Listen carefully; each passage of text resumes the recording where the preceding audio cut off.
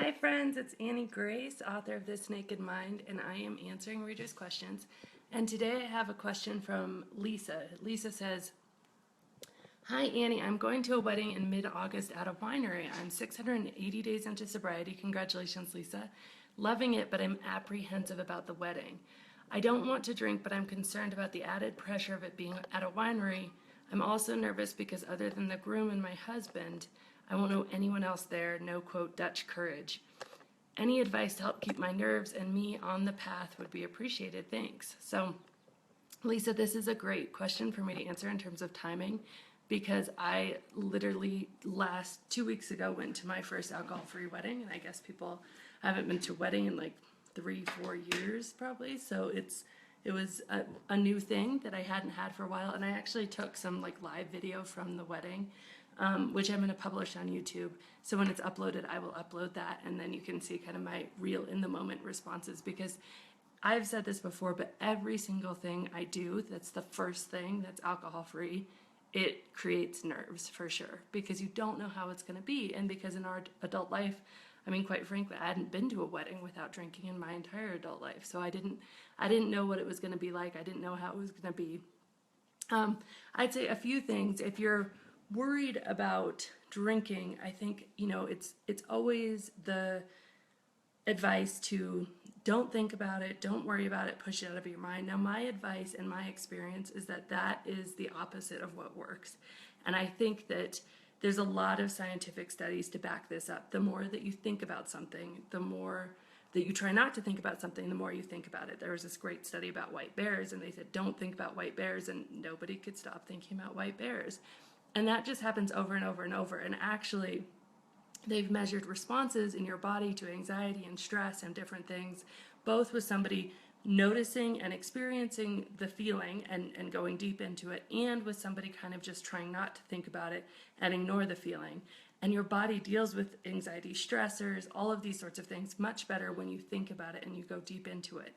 So my advice is, before you go, I would take 15 minutes, set yourself a timer, and just really visualize it. Like, let yourself think it through on both sides and say, okay, so what? So what if I drink at this wedding? What would that look like? How would it feel? How would it feel to myself? What are my values that have kept me sober for 680 days? And really journal into those. Like, what are my non-negotiables? What are the things that I are valuing in my life that could or might not be jeopardized if I drink at this wedding? And then imagine, like, okay, so that first glass of wine, how would that be? I mean, I would have, probably for me, I would have a huge amount of anxiety around that glass of wine, because I would know that I would have, been doing something that wasn't completely in line with my values. And so thinking that through in my mind beforehand and saying, how would it be if I actually had a champagne toast at a wedding? What would that mean? Really allowed me to know without a shadow of a doubt that I didn't want to do it. And then I thought about, okay, well, how's that going to feel? And what is that going to be like? And so instead of just going into it really unprepared, I'd kind of visualized a lot of these different things before. And I made really mindful decisions beforehand about, okay, that is going to probably end badly. That's not going to have me feeling good. Best case, I'm going to feel disingenuous to myself and some of the things that I've set out for myself. Worst case, I'm going to get drunk and make a fool out of myself and have a massive hangover and then have a lot of guilt and shame and regret. Both of those things I played out. Now, that being said, your mind might play out a different way. You might think, oh, well, this is not going to be a big deal. Whatever it is, I would encourage you not to be afraid of it and to go into it. And what you expect comes to be true. So if you go into the wedding just like completely apprehensive, trying to put it out of your mind, not trying to think about it, and then you expect to kind of be miserable, you will. But if you go into the wedding with sort of a game plan and you've already gone through those scenarios, so you're not going to feel, even that first time you're offered a glass of wine, you're not going to feel, you've rehearsed what you're going to say, you know what you're going to do, you know if you're going to have a sip and spit it out, you know if you're not going to even put it in your mouth, you know all of these sorts of things beforehand. And so you're really, gone through this winery experience without drinking, which I'll admit, that's, it's a tough one. It's a tough place to have a wine. But making that fully committed decision beforehand will take any decision making you have to make in the midst of it out of the scenario. Because I believe that it is hardest for us to make decisions when we're in the midst of something. If we go into something wishy-washy, in my, trying to moderate and stuff, if I went into something like, oh, I really don't want to, but I might, I was going to. There was no way that I was going to keep that decision. But if I went into something saying no, and then I did one better and told my husband, no, I'm not going to do this, then I was able to keep that decision. And it was what really led me to believe that a decision, a strong decision, frees you so much from all those mini questions. And then, playing out the scenario, going into deep, thought about both possibilities. And then just throughout the night, like, take some breaks. Like, one thing that I did that I really enjoyed at the wedding is there was a lot of thought about this, and I beat myself up about thinking about it so much. And what do I expect? I'm now, wrote a book about alcohol. Of course it's going to be in my mind. Of course I'm going to be thinking about it. But I just didn't want to be. I just wanted to be perfectly free and not thinking about it. And I was thinking about it. It was a new experience.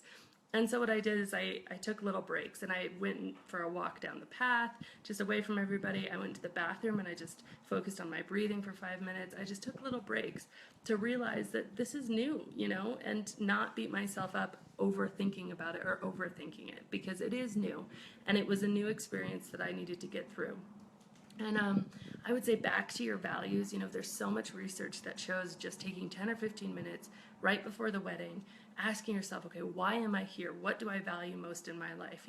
Is it health? Is it my relationships? What is keeping me on this 680-day streak? And just write about that, and write about how you can demonstrate those things, what is central to yourself. And just by doing that, not even related to the wedding, but just in general, just gives you so much more better perspective. It actually changes how you look at things in the near term. So I would encourage you to do that. And then what I did, and this is kind of my last tip, is that I asked myself at multiple points during the night. I was sitting there saying, being like, oh man, well, I'm just here by myself and I'm not talking to anybody. And then I'd be like, okay, well, what would drunk me be doing right now? Like, what would I think was a good idea? And I'd probably be like, feel courage and feel like, okay, I'm going to go over and I'm just going to introduce myself to people. And so I said, well, everybody else is drunk anyway, and they're not going to notice if I make a fool out of myself. So I'm going to stop thinking about Annie for a minute, and I'm just going to do that. And so I did, and I went and I sat at different tables, and I said, hi, I'm cousin of the bride. This is my name, whatever. And I just started conversations, and it felt nervous, and it felt scary, and it felt out of my comfort zone. But I also just kept remembering, okay, everybody else is tipsy. They're expecting you to do this. But it was so incredible and so empowering and really cool to do that, and do that sober, because those are the things that I had relied on alcohol to do. And then I applied that same technique when dancing came. And I'll tell you what, the first 2 songs, I felt totally awkward. I mean, I felt like a dork, because I haven't danced in who knows how long. I'm not a good dancer to start with, and I just felt so dumb. But I was like, I'm going to just give this a chance, because I looked around and nobody's a good dancer. I mean, come on, we're all hilarious, and like, we're all just there, and nobody's noticing anybody. Everybody's focused on their own moves and their own face and their own whatever, and like, we're, everybody's in their own little world. And so I looked at my kid, and he's like 8, and he's dancing and just going for it. It's like, whatever, I'm just going to go for it. And so I did, and I ended up having a really, really good time. And then the last thing I'll say, my very last piece of advice, is that this will be stressful. I mean, and I think we need to rethink stress. I just read this amazing book, highly recommend. It's called The Upside of Stress.